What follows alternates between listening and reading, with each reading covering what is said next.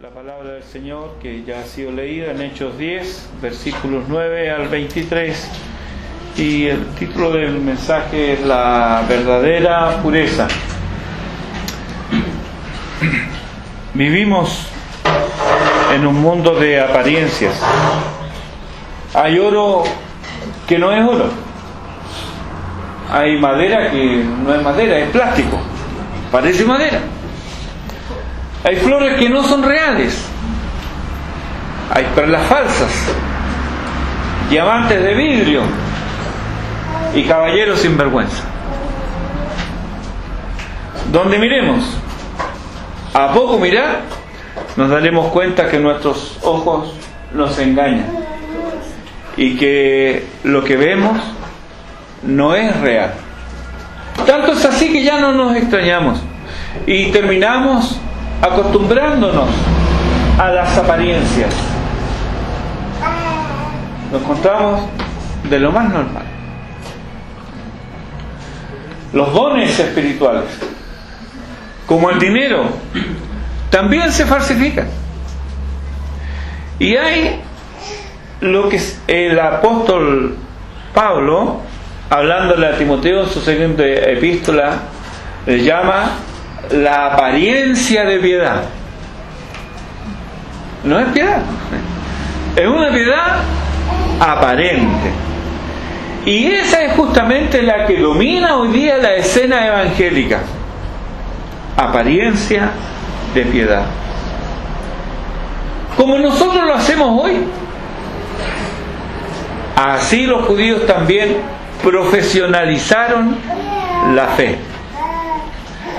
Ya no era Dios quien determinaba qué era lo que estaba bien y qué estaba mal. Eran los hombres los que interpretaban la ley del Señor para que ella, la ley, dijera lo que ellos querían oír. Y tan acostumbrados estaban, tanto tiempo era que ellos llevaban obrando de esta manera, que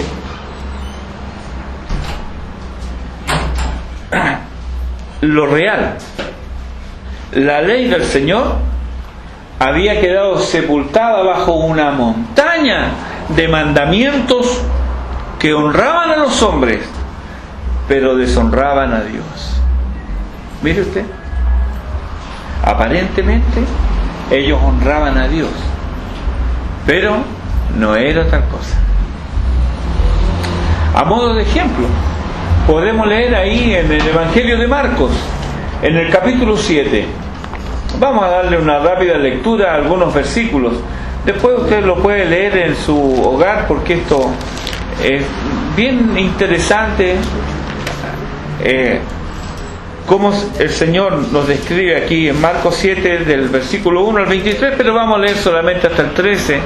Dice: se juntaron a Jesús los fariseos y algunos de los escribas que habían venido a Jerusalén, los cuales, viendo a algunos de los discípulos de Jesús comer pan con manos inmundas, esto es, no lavadas, los condenaban. Porque los fariseos y todos los judíos, aferrándose a la tradición de los ancianos, si muchas veces no se lavan las manos, no comen. Y volviendo de la plaza, si no se lavan, no comen. Y otras muchas cosas hay que tomaron para guardar, como los lavamientos de los vasos de beber, y de los jarros, y de los utensilios de metal, y de los lechos.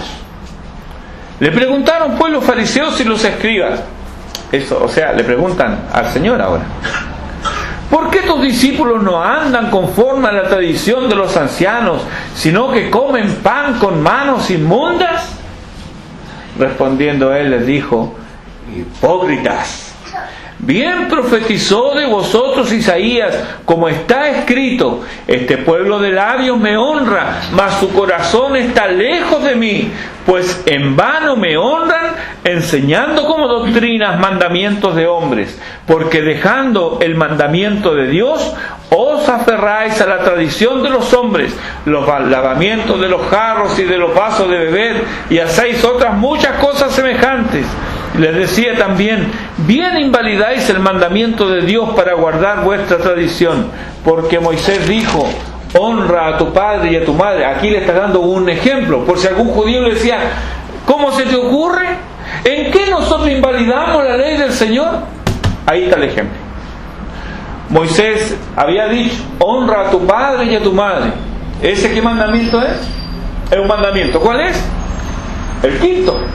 Honra a tu padre o a tu madre. Honra a tu padre y a tu madre. Y el que maldiga al padre o a la madre muera irremisiblemente. Pero vosotros decís, aquí está la interpretación de los fariseos: basta que diga un hombre al padre o a la madre, es corbán. Hasta un nombre le habían puesto a eso: es corbán. Y aquí Marcos nos explica qué quiere decir eso. Que quiere decir mi ofrenda a Dios, todo aquello con lo que pudiera ayudar. ¿Se entiende? Eso que ellos debían separar, recordemos, eran tiempos donde no había jubilación, eran tiempos donde no había seguro social, era un tiempo donde el hombre que no trabajaba no tenía ingresos, salvo que tuviera una hacienda grande, pero eran los menos. Entonces, si un hombre estaba impedido de trabajar por enfermedad o porque ya era un anciano, no tenía otro recurso más que sus hijos. Y así lo ordenaba la palabra del Señor: que se encarguen de sus padres, que los honren. No tienen cómo. Entonces, los hijos debían proveer. Pero venían ellos, lo reinterpretaban y decían: mira, no, eso es corbán. Entonces el hijo podía decir: mira, lo que yo te puedo pasar lo he destinado para Dios. Qué piadoso. Invalidando la ley del Señor con sus interpretaciones antojadizas. Todo aquello con que pudiera ayudarte, eso era lo que le decían. Es corbán, que quiere decir mi ofrenda a Dios, todo aquello con que pudiera ayudarte, y no le dejáis hacer más por su madre, por su padre o por su madre, invalidando la palabra de Dios con vuestra tradición que habéis transmitido, y muchas cosas hacéis semejantes a estas. Esta no era la única, habían otras más. Así que, aunque suene extraño, ¿por qué esto suena extraño? La santidad, la pureza era un obstáculo para la propagación del Evangelio, porque esa piedad, esa aparente piedad, esa piedad fabricada, rebelía. Pedro y ningún judío con él jamás habría entrado en la casa de un gentil para compartir la mesa, porque Pedro y otros como él guardaban las leyes respecto de la pureza. Ellos eran santos, los gentiles no, ellos no lo eran. Por lo que, si se quería complacer a Dios, era un error compartir con los gentiles, mezclarse con ellos y comer con ellos. Eso era impensable. ¿Cómo entonces compartir las buenas nuevas? ¿Por qué compartir las buenas nuevas? Esto viene desde el Antiguo Testamento. Cuando Dios bendice a Abraham, le dice: te bendeciré y serás bendición. Israel debía ser testigo de la gracia y del amor de Dios ante un mundo en tinieblas. Pero no fue así. Ellos no lo hicieron. Ellos debían compartir las buenas nuevas. Y algunos lo hicieron. Encontramos, por ejemplo, con ciertas reticencias a Jonás haciendo lo que Dios le había enviado. Pero bastante reticente, y después de haber sido disciplinado por Dios. Entonces, ¿cómo ellos podían, siendo así, que no querían compartir con los gentiles, para no contaminarse, para no dejar de ser santos en su pensamiento? ¿Cómo podían compartir la buena nueva? Bueno, ellos tenían una solución. Ellos habían concluido: háganse como nosotros, circuncídense y acepten todas las leyes que nosotros tenemos. Entonces ahí vamos a poder compartir. Está claro que Dios había establecido estas leyes dietéticas, estas leyes de que habían alimentos puros y habían alimentos impuros. Pero tenemos que preguntarnos, ¿con qué propósito Él estableció estas leyes? Hay quienes creen, y esto es bastante popular, que Dios lo hizo así porque Él estaba interesado en que su pueblo Israel tuviera buena salud.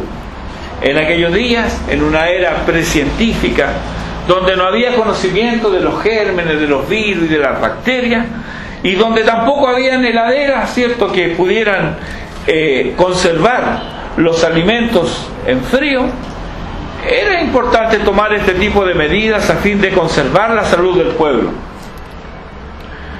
De hecho, hoy día hay lugares en México, por ejemplo, donde al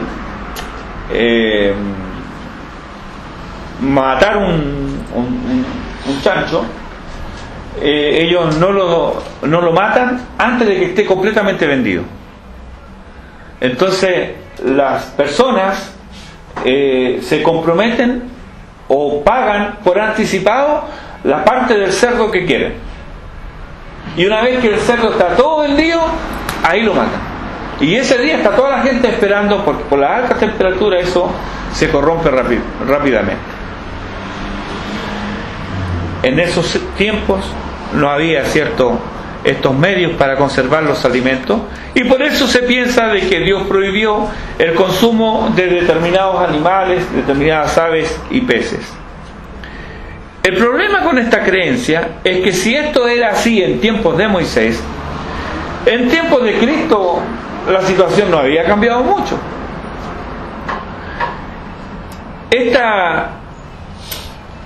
En cambio, nosotros leemos aquí en Marcos 7:19,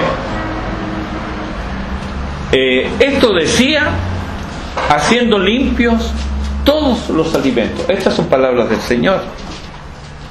Esto decía, haciendo limpios todos los alimentos. O sea, es un registro de lo que el Señor hacía.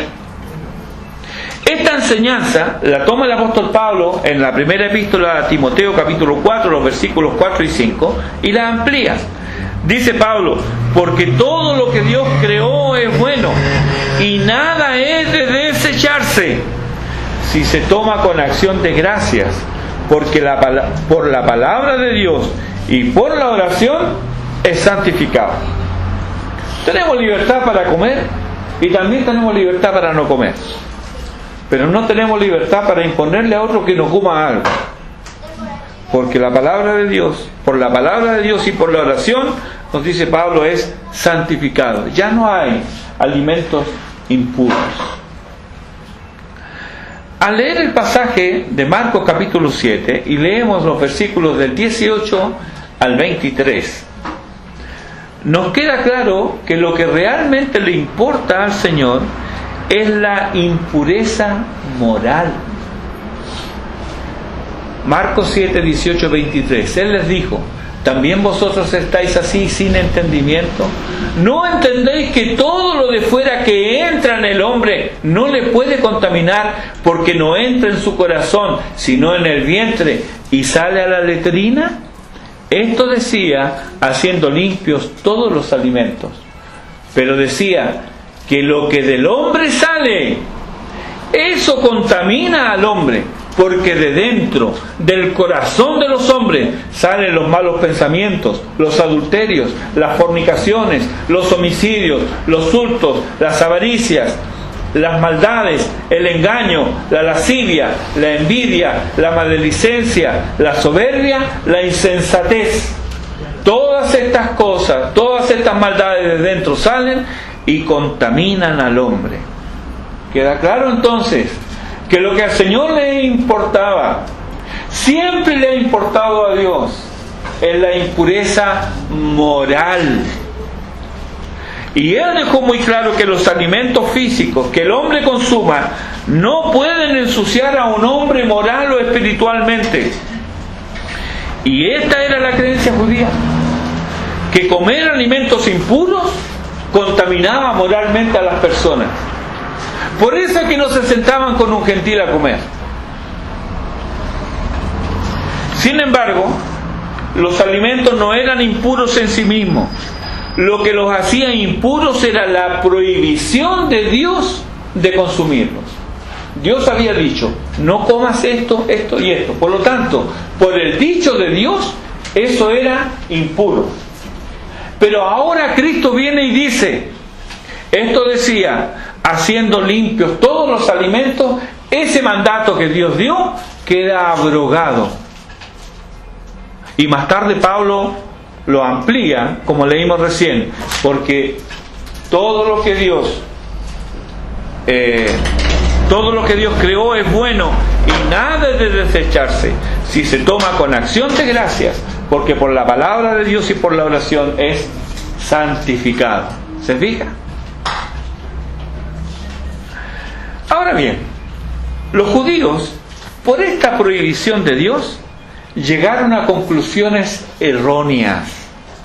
Y esto, la conclusión errónea sobre un mandato de Dios, siempre aparece cuando los corazones se han alejado de Él.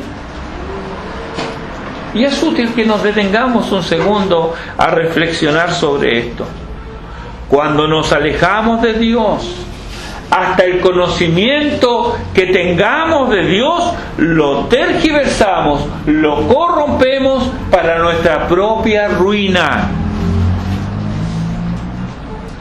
Los israelitas, alejados de Dios, llegaron a estas conclusiones erróneas. ¿Cuáles? La primera es que ellos eran mejores que los gentiles. Ellos llegaron a esta conclusión errónea: somos mejores que los gentiles.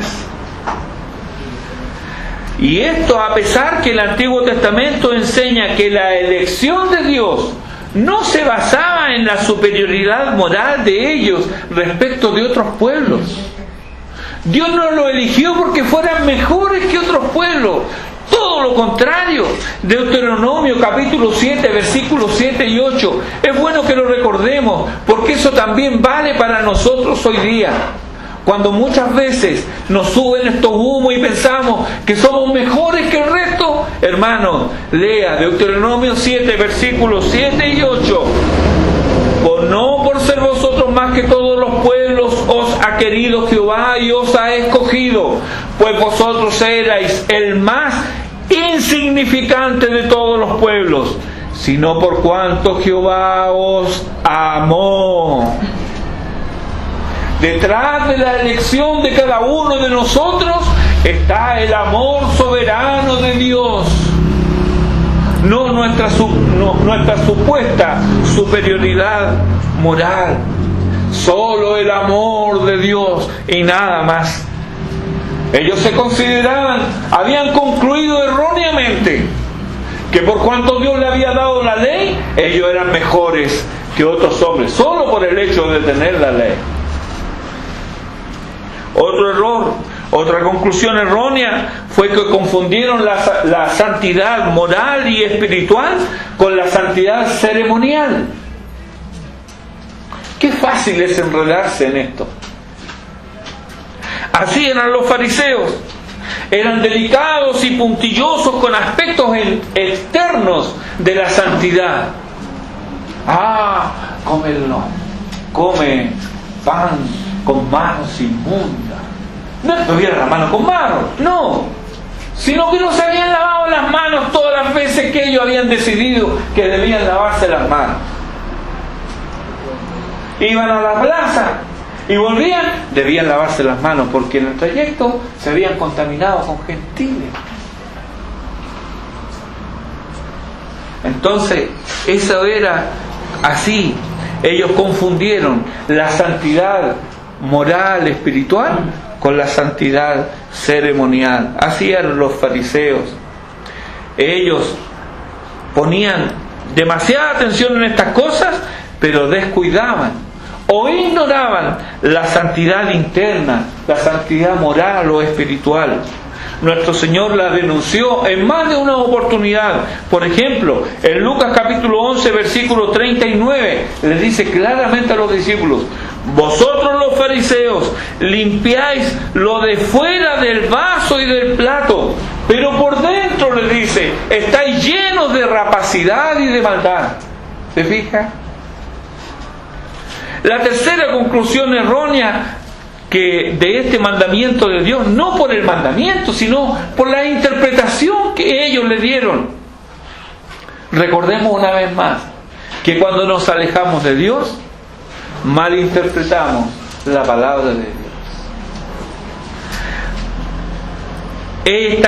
Este error fue que ellos llegaron a creer, los israelitas, que ellos eran los favoritos de Dios, sin importar si ellos hacían bien o hacían mal.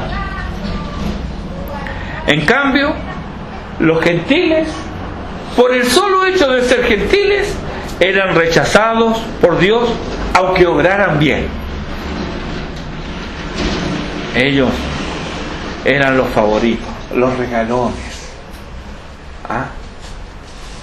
Pablo, en Romanos capítulo 2, los versículos 25 al 27, les advierte él a sus compatriotas. Les dice: pues en verdad la circuncisión aprovecha si guardas la ley. Si guardas la ley. Pero si eres transgresor de la ley, tu circuncisión viene a ser incircuncisión. Es lo mismo que no te hubiera circuncidado. Y eso era fuerte para un judío. Porque si un hombre no era circuncidado, era inmundo. Sí, pues, dice Pablo, el incircunciso guardare las ordenanzas de la ley, ¿no será tenida su incircuncisión como circuncisión? Esto debe haberlos espantado a ellos. Pero sigue Pablo: y el que físicamente es incircunciso, o sea, no se ha circuncidado, pero guarda perfectamente la ley, te condenará a ti, que con la letra de la ley y con la circuncisión eres transgresor de la ley. ¿Ven?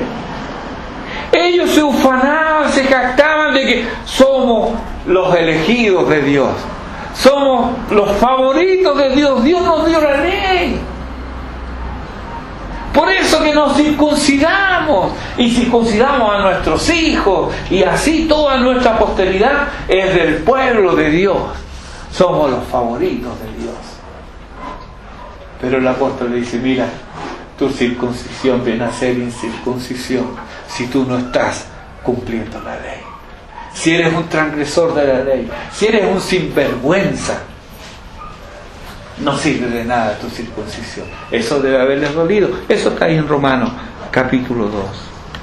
Estos tres conceptos erróneos eran los que había en el pensamiento israelita cuando vino el Evangelio.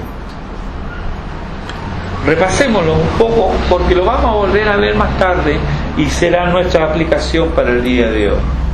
El primero, que ellos llegaron a la conclusión que eran mejores que los gentiles.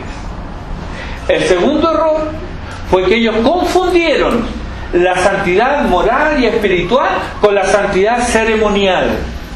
Pusieron sus ojos en las cosas externas, en las interpretaciones de los hombres, pero no descuidaron sus corazones. El tercer error fue que ellos se creyeron favoritos de Dios. Dios tiene favoritos, según ellos. 3 errores. Así, y ahí llega el Evangelio. A esto apunta la visión que tuvo Pedro. Un gran lienzo que bajaba del cielo con toda clase de animales cuadrúpedos. Toda clase de animales cuadrúpedos. Y animales cuadrúpedos, el cerdo es cuadrúpedo, pero es inmundo. El conejo es cuadrúpedo, pero es inmundo. Toda clase de animales cuadrúpedos, de reptiles, los reptiles eran todos inmundos. Y aves del cielo. Esto ya era extraño. Es extraño ver bajar esto, pero más extraño aún fue la orden que Pedro recibió. Levántate, Pedro, mata y come. Y Pedro era judío, Pedro no era argentino. En Argentina hay un bicho que camina va a parar al asador. Ellos saben, de alguna manera eso se hace y se come. Si camina, eso se puede comer. Pero el judío no era así. Pesaba la ley del Señor sobre ellos. Nota, hermanos, cómo ante la orden inmediatamente aflora la creencia que está arraigada en el corazón. Es que el mandato imperativo descubre la realidad del corazón, lo desnuda. Podemos suponer que alguien es humilde y obediente. Es una suposición. Lo vemos que inseguro, apenas levanta la cabeza. Le cuesta mirar a los ojos cuando habla como así mirando para abajo. Es muy humilde. Y debe ser tan obediente. Pero lo confrontas con una orden y la humildad se fuma. Se fue. Ahí aparece la soberbia y el orgullo en todo su esplendor. La persona no ha cambiado.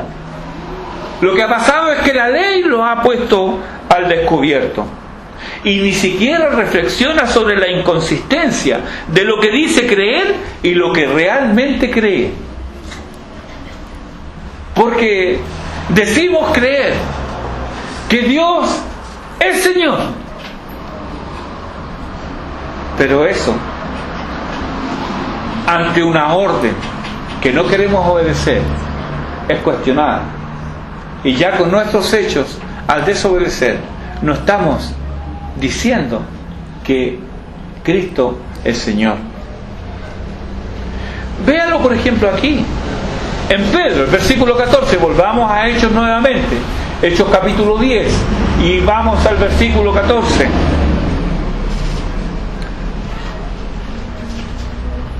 Entonces Pedro dijo: Señor, no. ¿Ven las inconsistencias aquí? ¿Puede acaso decirle Señor, no? ¿No son ambas palabras inapropiadas si están juntas? ¿Te pedirá el Señor que hagas algo esperando que tú te niegues a hacerlo? Cuando llegamos a este punto, pretendemos justificar nuestra rebeldía y desobediencia, porque eso es lo que se descubre. Pero nosotros queremos justificarlo, tal como Pedro lo va a hacer aquí. ¿Qué dice él? Señor, no, porque ninguna cosa común o inmunda he comido jamás. Pedro tenía una explicación para su desobediencia, de la misma manera como nosotros explicamos y racionalizamos nuestra desobediencia.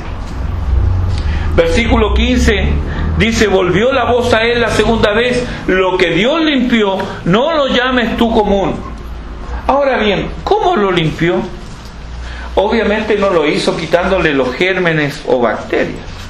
Lo limpió en el sentido de que ahora Dios había eliminado la prohibición que Él mismo había dado. Ahora les estaba permitido a Pedro y a los demás que comieran esos alimentos sin cargo de conciencia, sin culpa. Podían comerlos. Pero tal vez nos preguntemos, ¿es que el reino de Dios tiene que ver con la comida? No, hermano.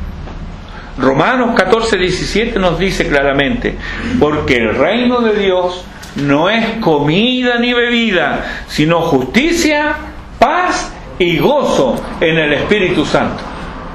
No tiene que ver con lo que comas. El reino de Dios no tiene que ver con lo que ingieres. Eso no te va a contaminar. Como dijo el Señor, lo que sale del corazón, eso es lo que contamina al hombre. Así lo entendió Pedro después, pero no fue un entendimiento así, rápido. La visión en sí mismo era una visión extraña y además repetitiva. 3 veces vio la misma visión y oyó la misma orden, lo que nos dice cuánto costó desarraigar estos conceptos erróneos sobre la pureza, porque Pedro era hijo de su tiempo y Pedro pensaba que estas cosas realmente eran lo que a él lo mantenían en santidad y en comunión con Dios. Y Dios debe desarraigar esto, porque esto impide el avance del Evangelio. ¿Cómo va a compartir el Evangelio así si él no puede acercarse a un gentil porque lo considera inmundo?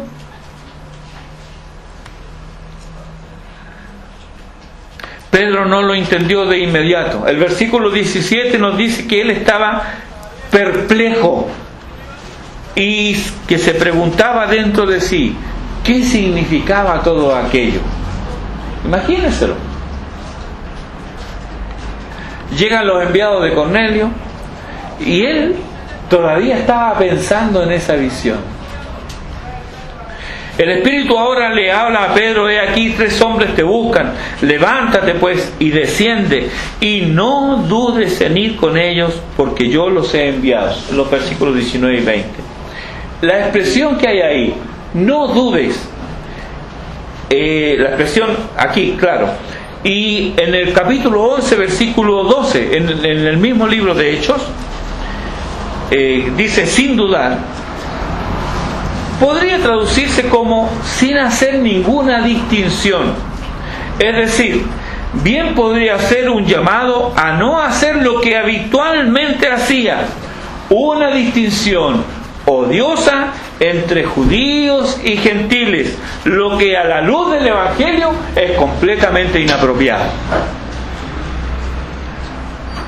Porque si no le habla el Espíritu de Dios y llegan unos gentiles, primero no lo va a hacer pasar, lo va a escuchar de lejos, no va a querer ni estrechar la mano para no contaminarse, y ir con ellos, no. Un concepto de pureza erróneo.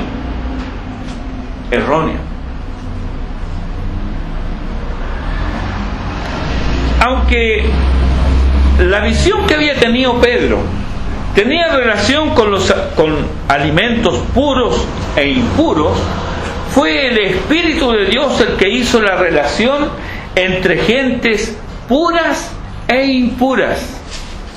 Esto no fue algo que se le ocurrió a Pedro, no. El Espíritu de Dios hizo que Pedro hiciera esta relación. Que Pedro lo comprendió así lo vemos claramente en el versículo 28 del capítulo 10. Dice: a mí me ha mostrado Dios que a ningún hombre llame común o inmundo. La visión era de alimentos, pero eso fue lo que Dios le mostró y lo llevó a concluir que también ante Dios no habían hombres inmundos en sí mismos o hombres puros en sí mismos. No. Ahora, ¿aprendió Pedro la lección? Sí. ¿Fue siempre consistente con eso que aprendió? Igual que nosotros.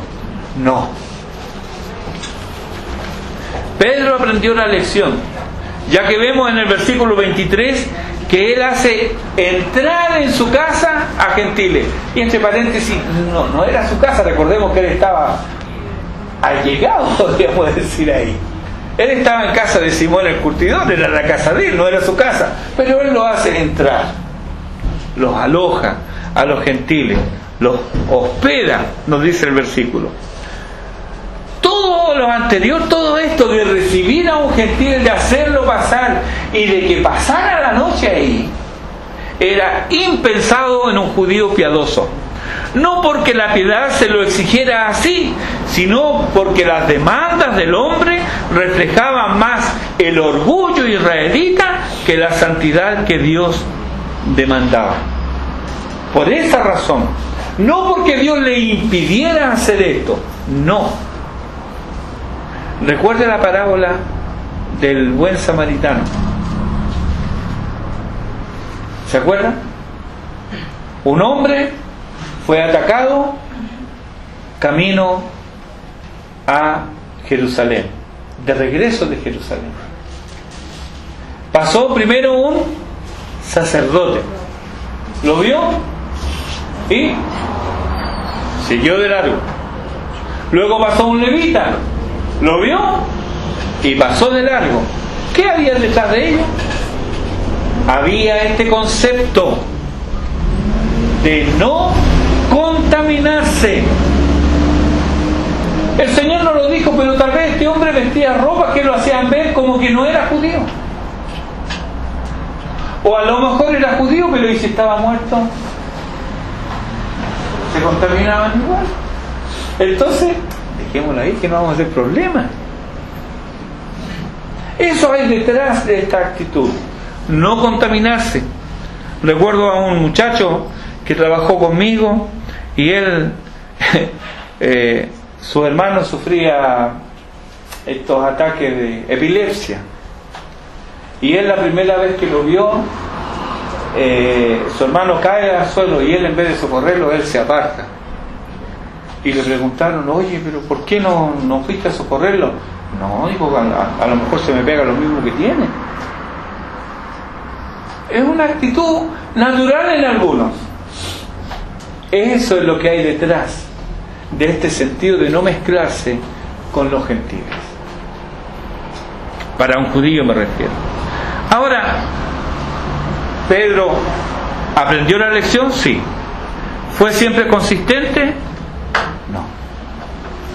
Si leemos la epístola a los Gálatas, encontramos un incidente que narra Pablo, donde Pedro primero comía con los gentiles, pero cuando llegaron los hermanos judíos, como que se retraía, que no me vean con ellos. No fue consistente. Era tan humano como nosotros.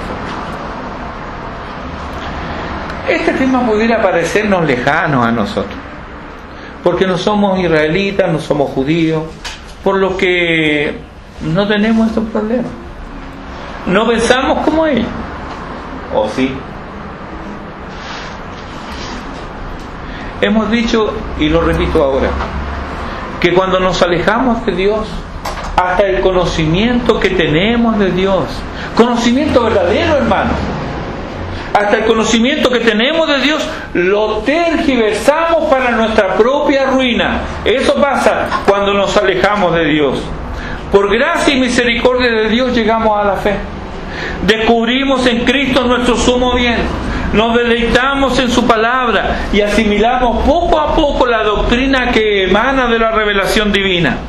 Nos encontramos con un grupo de gente semejante a nosotros, también pecadores redimidos. Comenzamos a frecuentarnos, a compartir, a adorar juntos. Y nacen amistades, y algunas amistades íntimas.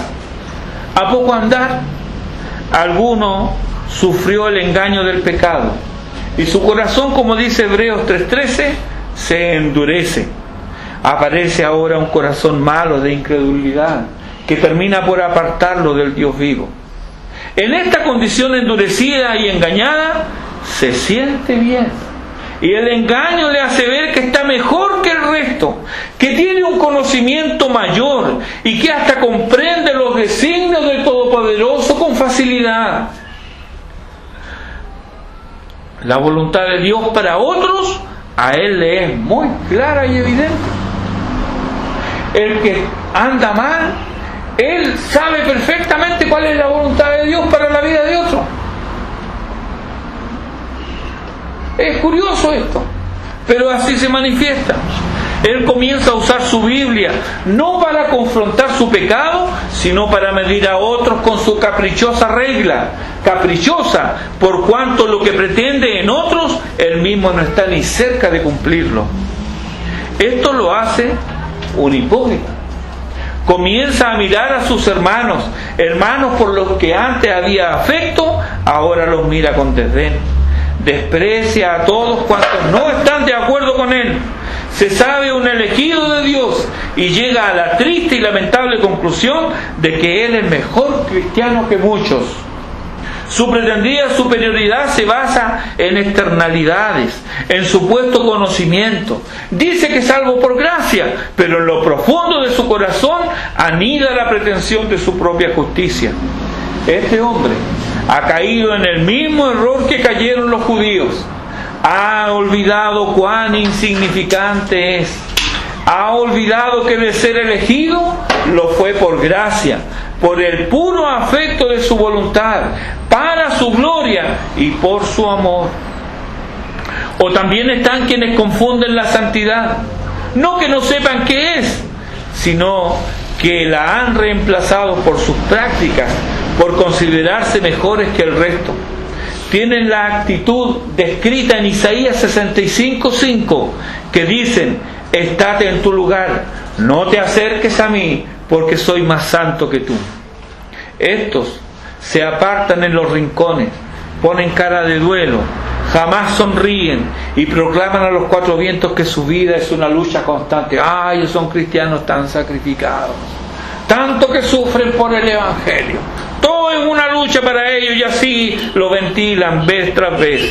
Se cuidan de cómo visten y tienen un ojo clínico para ver las enfermedades de los demás, aunque ellos mismos están podridos por dentro, llenos de pensamientos inicuos, desbordan egoísmo y maldad.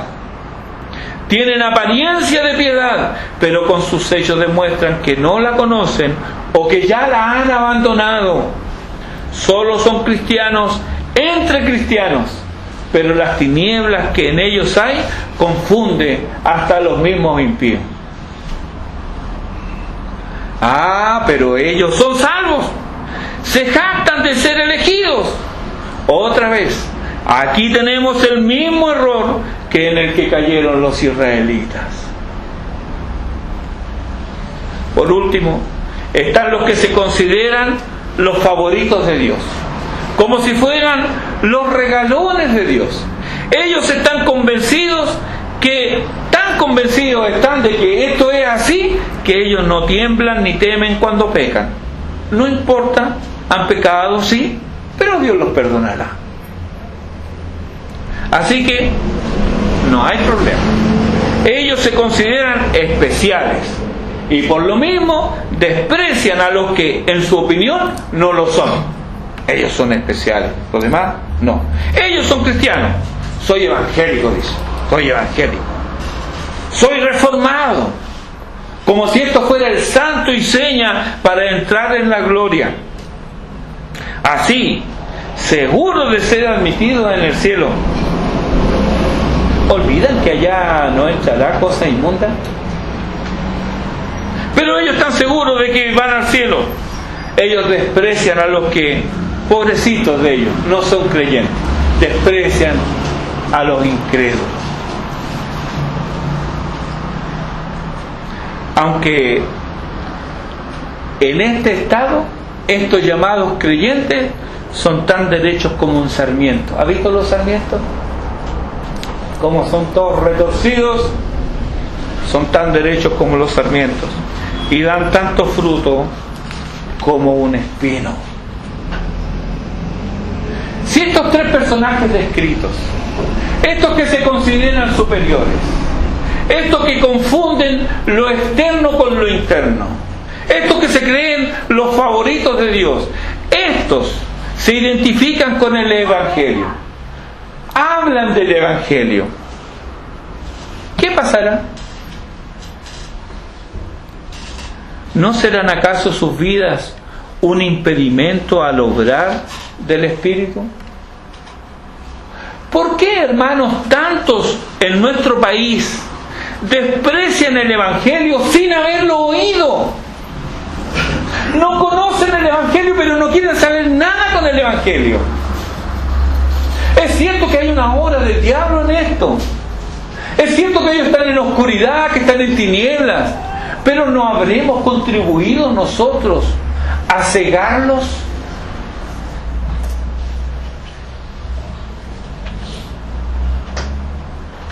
Creo que sabes la respuesta. Pero hoy nos habla el Señor. ¿Soy yo uno de estos? ¿Soy yo el que manifiesta esta supuesta superioridad, exclusividad y piedad fingida? ¿Catalogo a los pecadores como si alguno de ellos fuera más merecedor de oír el Evangelio que otros? ¿Hago diferencia entre familiares, amigos y conocidos? Hermanos, ¿no estamos actuando entonces como Pedro? Por lo tanto, nosotros necesitamos volvernos al Señor. También nosotros debemos aprender a no hacer acepción de personas si del Evangelio se trata. Creo que será un buen día cuando se diga de cada uno de nosotros lo que se dijo del Señor. A los pecadores recibe. Y los pecadores fueron bendecidos en la presencia del Señor, mas el Señor no fue contaminado por estar con ellos. Es que la verdadera pureza no reside en actos externos, sino que yace y crece en lo profundo de un corazón donde anida el temor del Señor. En este sentido debemos entender la expresión de Agustín cuando él dice: ama y haz lo que quieras. Quien ama a Dios en verdad, le obedece. Le obedece. Quien ama a Dios con piedad no fingida, camina en su luz. Y es el que camina en luz, el que obedece, el que escuchará la voz del Señor. ¿A quién enviaré? Queridos hermanos, comprometámonos hoy de corazón. Consagremos hoy nuestras vidas a Él. Y no temamos decir, como el profeta: heme aquí, envíame a mí, úsame. ¿Cuántas veces en sus oraciones expresa esta expresión? Usa esta expresión: úsame, Señor. Úsame para hablarle a mi familia. Úsame para hablarle a mis compañeros de trabajo. Úsame para hablarle a mis amigos.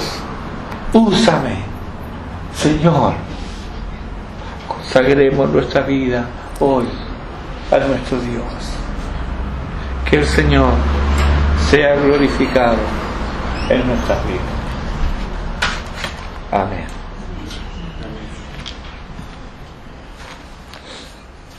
Oremos.